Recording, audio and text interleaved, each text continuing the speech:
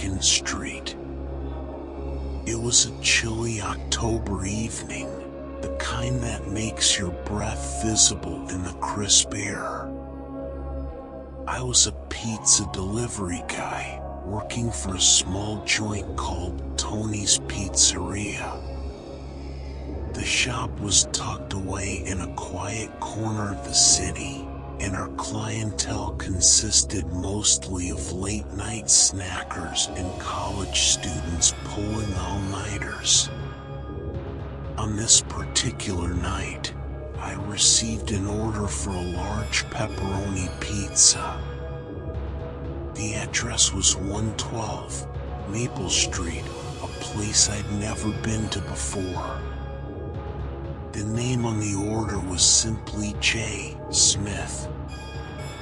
Nothing unusual there. People often used initials or fake names when ordering pizza.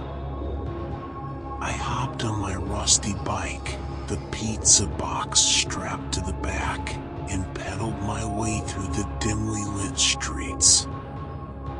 As I turned onto Maple Street, I noticed something odd. The houses were old, their paint peeling, and the windows boarded up. The street lights flickered intermittently, casting eerie shadows on the cracked pavement. I shivered, not just from the cold, but from the unsettling feeling that this place was different somehow. The abandoned house. 112 Maple Street stood at the end of the road, a dilapidated Victorian house with a sagging porch and broken shutters.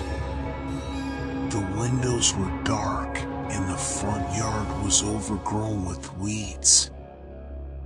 I hesitated, wondering if I'd made a mistake. But the hunger in my belly urged me forward. After all, a tip was a tip, even if it came from a haunted house. I knocked on the door, my knuckles echoing through the silence. No response.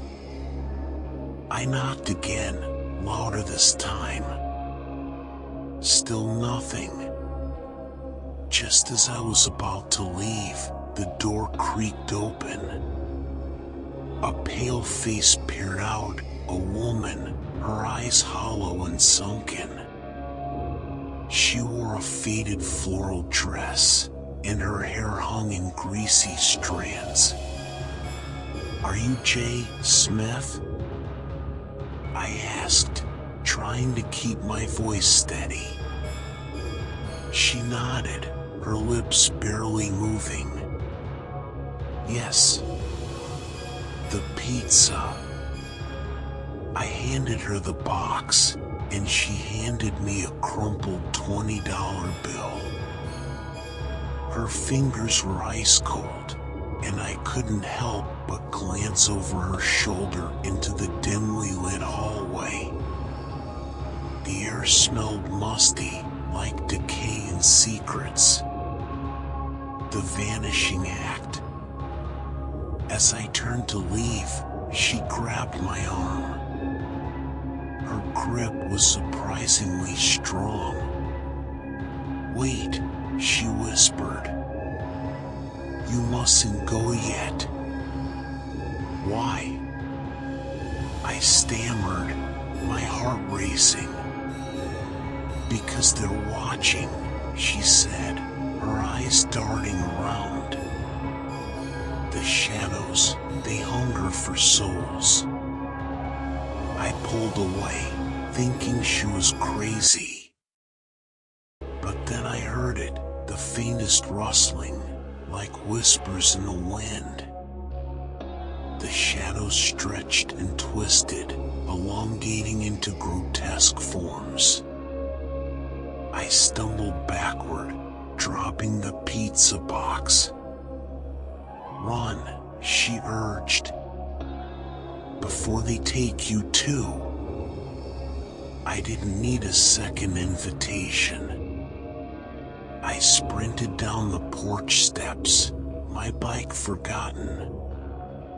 The street lights flickered faster now, and the shadows danced along the walls. I glanced back once, just in time to see the woman vanish into thin air. The kidnapping. I pedaled furiously, my heart pounding.